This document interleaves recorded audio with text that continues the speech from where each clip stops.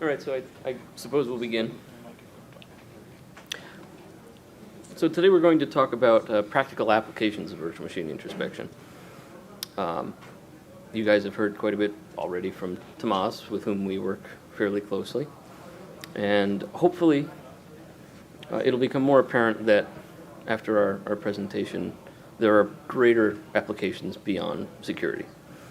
It's certainly a security-focused feature in most hypervisors, but the spectrum with which it can be applied is actually quite broad. So we are Zentific. We have a couple members actually present here today. I'm Steve Maresca, and this is Russ Jancewicz. I'm the benevolent dictator, I suppose. But we have quite a few things that we do, namely security, certainly, but we do want to disclaim that the point of this talk is not to go over that. Hopefully, we will avoid mentioning anything regarding rootkits or malware or something to that nature.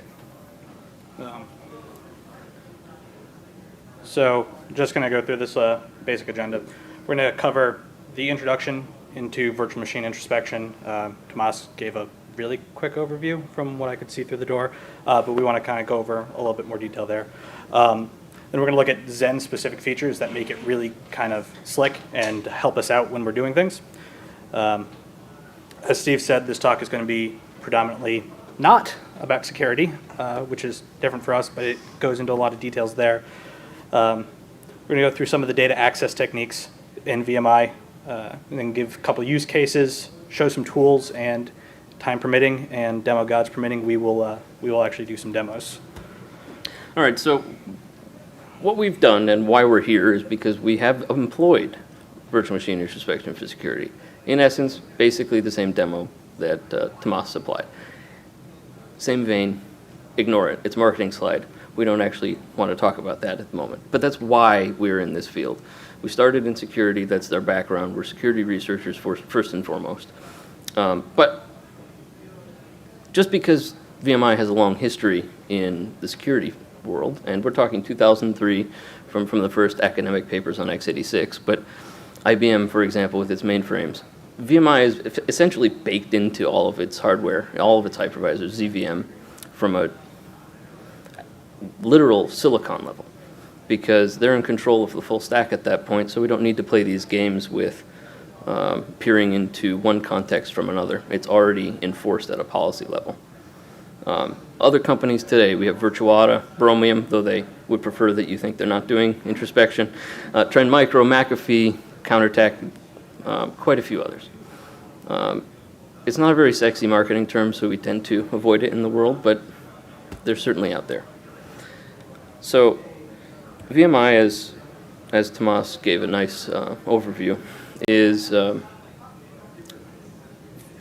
in-depth view of a virtual machine state. We access the memory, the CPU contexts. We can handle EPT violations, register changes, register writes, and so forth. In particular, it's a very low-level feature, very similar to debugging. As a result, there are a lot of systems which use it at a low level, and that means that it's fairly cumbersome, which is unfortunate because we're all familiar with debugging. We use debuggers on a daily basis, probably more than we would like, depending upon the types of problems. But ultimately, when we're looking inside of a virtual machine from an external vantage point, there's a great amount of state that we need to reconstruct. And while architectural specifications help us to do so, it's a lot of work when typically we work with debuggers that have operating systems helping them out and getting into process memory and so forth.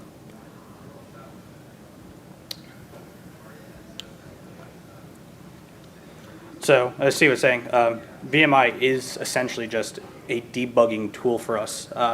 We don't have the assistance of the OS, though. We are looking at things from a black box, and we are trying to reconstruct our view of the OS externally. It's very akin to JTAG debugging. You have ability to request an address and get information out, but you don't really have access to typical coding structures where you can just dereference things and they magically appear.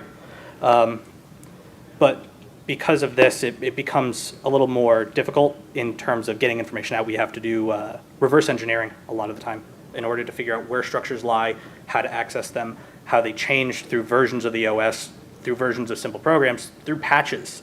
Every single kernel update has a new system map, so we have to go get that information if we want to be able to access the data in a consistent way.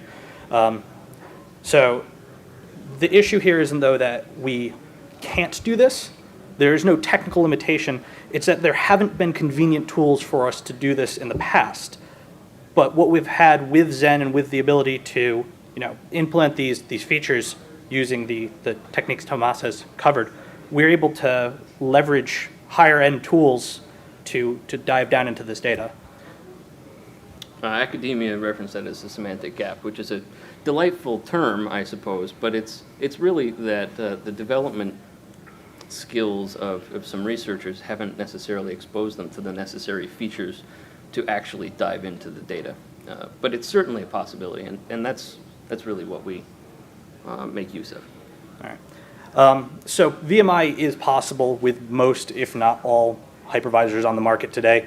At minimum, you need to be able to access and read memory, and from there you can reconstruct a lot of the stuff that's inside the system. That the idea is it kind of mimics tools that are used for forensic analysis, but doing it live and being able to access the data as quickly as possible.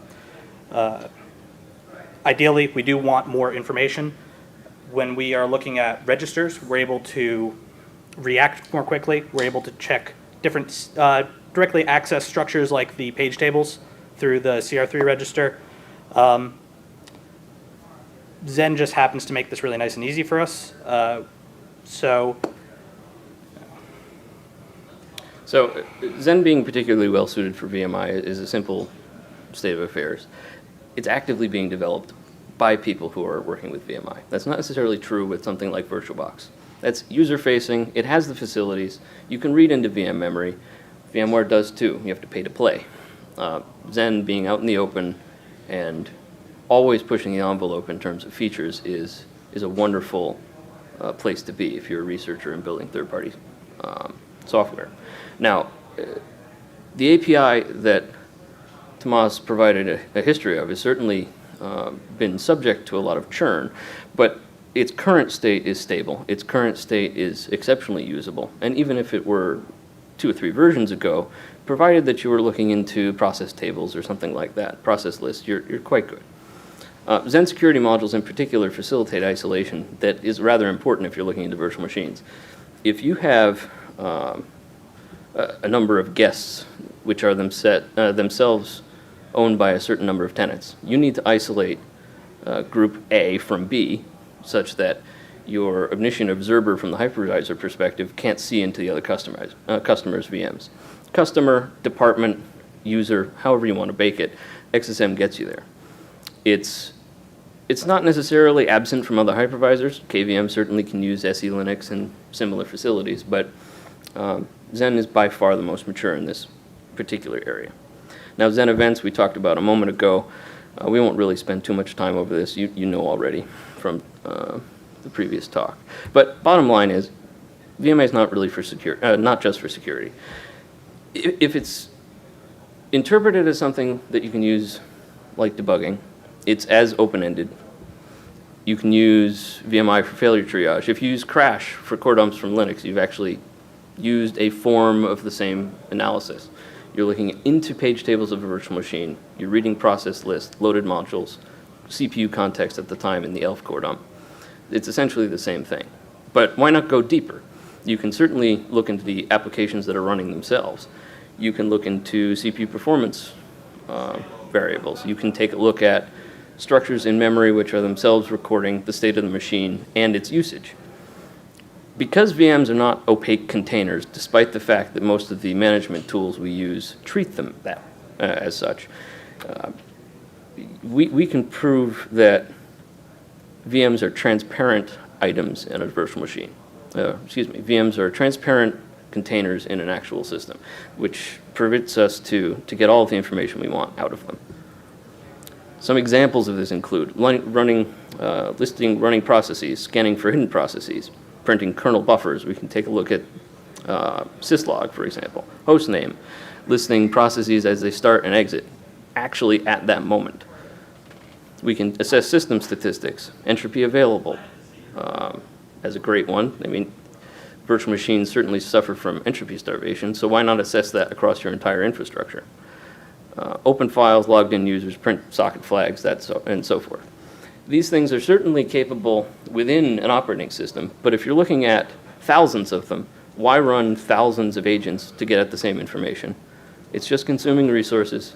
It's just additional automation. And hypervisors provide a route to getting at some of the more detailed data. So with VMI, there are some obstacles to the practicality. The first and foremost, it is a black box. Like I said before, you have to dive into it with external knowledge to the system. Luckily, this can be solved pretty easily with debug information. We're able to extract from public sources for Windows, for Linux, and it lets us get into the base structures, and then we have to do a little bit more legwork there ourselves. It also is hampered by the fact that we don't have the OS-aided debugging. We are doing this by hand. We are doing this ourselves. So it is a timely process currently. It requires a little bit of effort in order to access this information. And like I said before, we do have to maintain that external state ourselves. So we can utilize a lot of this debugging information that we have. The key here is it doesn't need to be used inside a debugger. Dwarf files, PDBs, these are available to us just through simple sources, and we can extract the information within them. Sometimes they're harder to get to, but Microsoft and Google, for example, provide these. You can just download them. This allows us to build representations through what they have provided and told us to be authoritatively true for their applications in order for us to inspect applications or operating systems. Now certainly, it might be tempting to ask why VMI is something that you'd want to pursue if we already have debugging facilities available. VMware has a GDB stub, Zen has a GDB stub, and that's great after all. But I'm not really sure how many people have used the GDB serial protocol, but it's hideously slow, and it's not necessarily something that lends itself to performance. Plus, you run into problems with OS agnosticism at that point. You want to treat your VMs as independent, generic things. So you might as well treat them with the tools that you have with a generic perspective. The debug stubs that we have don't necessarily permit us to do that. All right, so basic view into how we are conducting VMI at this time. It all takes place using the RAM and virtual CPU settings that we have. We're accessible through the Zen APIs. We can reconstruct pages, access the virtual memory, and basically traverse down as the operating system would do for you internally into a specific object or data structure, and then access the members within it. So for the previous example, just real quick, that data structure there, we don't know what's inside of it right now. It is literally a box. So a perfect example of that is the task struct. So if we want to get in there, we're able to use things like PA hole, dwarf dump, object dump, and reconstruct that box into something that we're familiar with. And using the offsets and using the sizes, we're able to read that information back out, simply knowing an address and having this accessible debug information provided to us. So here's an example of typical VMI for task iteration. Basically, we want to go through every task that's running inside inside of a Linux VM. It's going to start at task 0, which does exist. It is just hidden from most systems when you first run. The init task is the one that's displayed. But it will continue through by taking the offset of the kernel list, looking up the location of the next pointer, and then moving up to the head of that object in the memory. So this is a very manual process. You have to take the object, you have to look up the offset, you have to look up the offset to go back from the list object. Same thing will happen inside of Windows. You're able to do with just a different structure. It's same list walking, same general format. Another example here we have is extracting the host name from a Linux system. The init UTSNS is the structure which holds this, and we just have to request the offsets of these members and then dereference it. that gives us our char star. The native C equivalent to this would simply be taking the member out.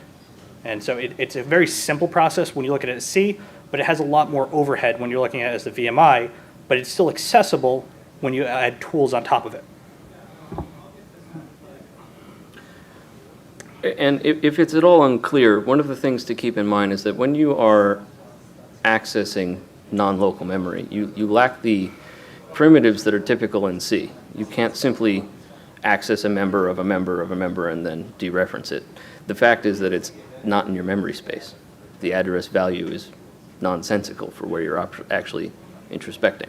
As a result, you need to take these additional steps. It's not necessarily cumbersome, provided that you know what data you're interacting with, but certainly the layout is something that you need to keep in mind. PA hole being something which helps to show holes in structures, just happens to be convenient for this type of work. Now, the benefits of VMI in general are efficient access to VM state, simply because you can see both the kernel and all applications at the same time. It's a fairly unique place to be, and it's a pleasant one in that you don't necessarily need to be switching gears quite a bit. You have everything at the same time. You don't have to deploy agents. You don't have to integrate with the virtual machines themselves. It's simply less complexity. You've moved it into your monitor. Now, we don't really have a choice. In some deployment mechanisms, you actually require something like this. Containers themselves have a goal which is to be as slim as possible, and unless the application running within actually supplies its own monitoring and logging facilities, or, for example, it has a particular value in a variable that you want to look at that isn't exposed, you need to use something like this or you don't have any other choice. A great example of this is Docker. The container con is right there. They have accessibility into the logs for Docker systems very easily through the Docker interface, but extracting that out for regular access and monitoring is a cumbersome task, and there have been projects that have to change how Docker functions in order to export that data to the host machine, whereas this can simply peer in and extract the information for you. So when we take a look at VMI from a consolidation and scale perspective, it's rather attractive if you have a hosting perspective into virtual machines. If you have large numbers of them in parallel. Customers themselves often struggle with the way that clouds are deployed, simply because they're unfamiliar. Clouds are structured around deploying workloads that are instantaneous, that are self-contained, that are pre-configured. They're not necessarily built to bridge the gap between virtual machines and the actual underlying architecture. But certainly customer expectations clash with the idea of an external monitor. Some cloud providers install an agent to collect information. Some actually require root level permissions to monitor. These are options, but I think that it's more elegant when you have an additional means of monitor that isn't necessarily so directly invasive to system configuration. From a support perspective, if the VM isn't accessible in any way, it's quite attractive to say, oh, you just misconfigure your network interface, because you can see that from the kernel memory. So, generally speaking, we have a lot of use cases where this might apply. You can observe running processes. You can alert when they're not running. These are tools that we already have. They're familiar already. It's just moving the observation to a different place. Log extraction, observing open ports, active connections, and so forth. If you have hosted infrastructure, you want to minimize the amount of execution time that you've wasted running your management and monitoring infrastructure. Black box VMs become more transparent. Now, there is certainly a liability perspective about crossing that boundary. It's a spectrum. Sometimes you really want to be aware when a VM is misbehaving. Sometimes you want to provide that information to your customer. With private clouds, you can do many, many different things. You can apply workload balancing. If you know that a VM is running a database, it's an exceptionally simple thing to change its actual CPU allocations. Similarly, you can take some integration beyond. You can take a look at running processes, the open ports that they have, listening ports, extract that, and automatically configure your firewalls. Risk assessment and mitigation is a certain approach that can be pursued because you have the ability to take a look at all of the running processes, all of the GUIDs of your binaries, map them to CVEs. You can determine whether patches have been deployed and assess things in a way which isn't typically attainable. Now, existing tools are something that is worth discussing because VMI isn't a new field. It's just one that hasn't progressed at a rather speedy rate. Richard Jones at Red Hat, who you may be aware of as the guy who built libguestfs, some time ago actually built something to list processes in virtual machines. Exactly the same concepts that we're talking about here, using libVMIs, or libvirts access into VMs. Now, QEMU is wonderful in many respects, but reading registers and reading memory addresses via a text interface that you have to convert into actual values is not necessarily a wonderful thing. It didn't go very far because it's a difficult task. Now, recall, volatility, memorize, these are things which are very common in the forensics community, but much like Linux crash, they're built to rip apart a memory image and get into the state of a system. But again, from a security standpoint. The tools that they provide, however, enable some rather interesting access into a virtual machine. They have profiles for memory images. And if you take a look at that, you don't necessarily need to deal with Dwarf or PDB. It's self-contained JSON, immediately accessible for use at a different scale by different developers at a different level of skill. So the field here is rather wide open because the obsession with security for VMI has actually been somewhat problematic. Not many people outside of the security world make use of it. We certainly feel that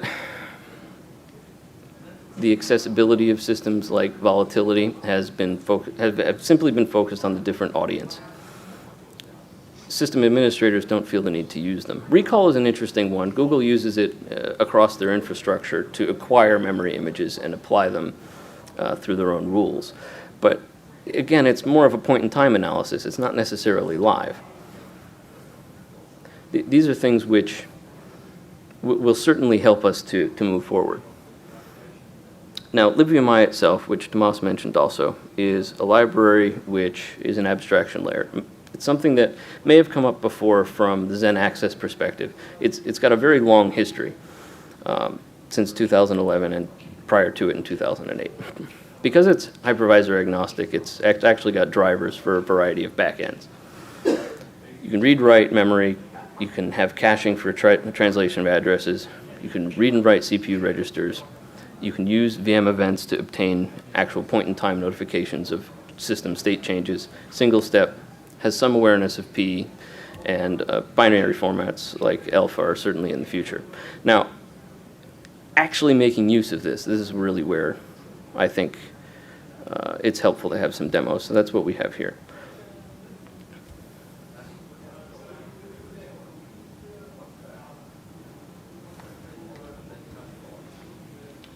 Did that come up clearly? So we have a CentOS 6 VM right here. It's not doing anything, but we're going to show reading the kernel buffer, the dmessage. It's here. I mean, it's nothing particularly interesting, but being able to see that from outside of the virtual machine is itself rather interesting. We can push it to Splunk. We can push it to any log aggregation system. Similarly, we can take a look at a Windows virtual machine, which is here, and watch what processes are running at the moment.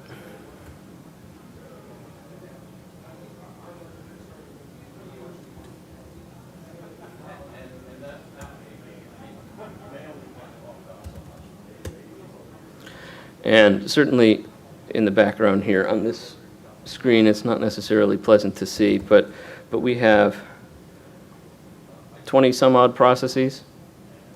Explorer is the last one in the list at the moment, but if we run calc, for example, you should see that pop up and change. See, it's It's right there. Now, it's easy to bridge the next gap into other system tools. Zabbix, Xenos, any of the other systems that might be in use to alert on processes stopping or running. But we have a Splunk example here, simply to consume some of the data. Perf information taken out of the virtual machine shows that these are the top readers of disk in this example.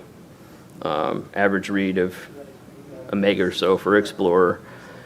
Memory consumption by these processes sorted by top to bottom. Processes frequently seen, number of virtual machines being observed. The idea mostly is that we have access to these facilities. We have access to memory. It's just making use of them in a way that's consumable by other systems that's really the goal here.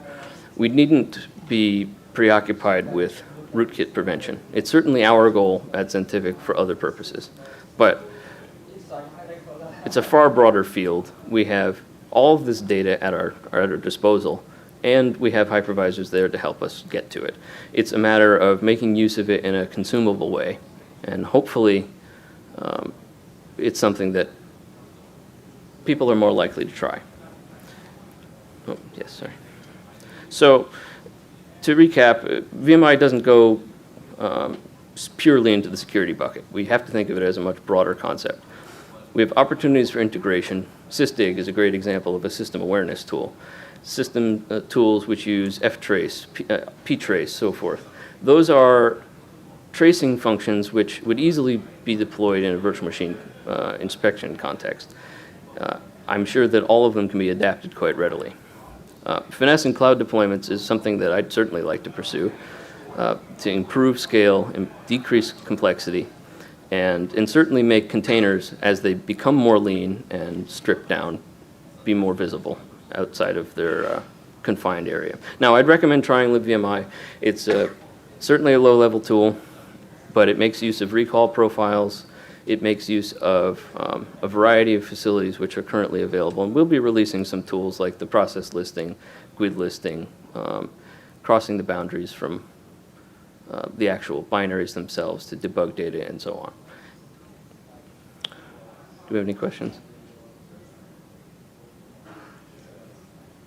Yeah. Does kernel address space layout randomization cause any problems? The question was whether kernel address space randomization causes any trouble. And the actual answer is no. Because in the kernel, we have full awareness of the memory regions. We know where they start and where they end.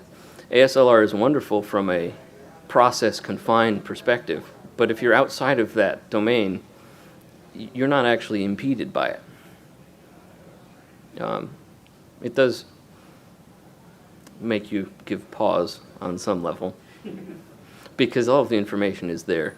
ASLR, let's be honest, has not been a fantastic, successful tool. It gets you only so far, and then you search for some data and off you go. You can still break an application.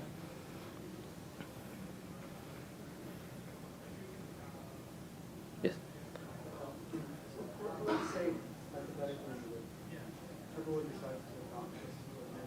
Mm-hmm.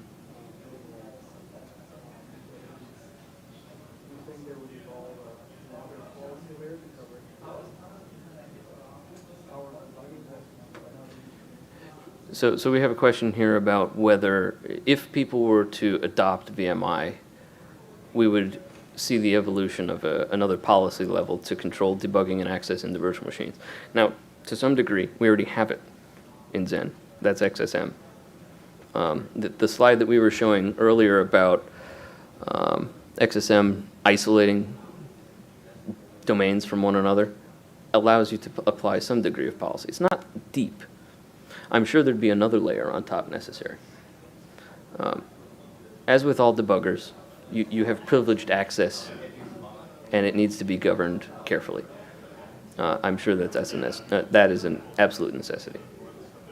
It's certainly not something that you want to deploy without some careful thought. I mean, certainly if you have hardware security modules where you keep your crypto keys and so forth, you have a certain higher degree of comfort, but you have adjacent virtual machines executing next to each other. There will always be possibility for overlap, exposure of data. We see that all of the time, whether it's a silicon bug, microcode bug, hypervisor bug. These things will happen. But I'd say that the trend is encouraging in that all of those avenues are getting closer and closer and smaller and smaller.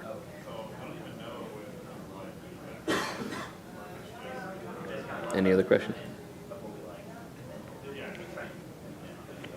Okay, thank you.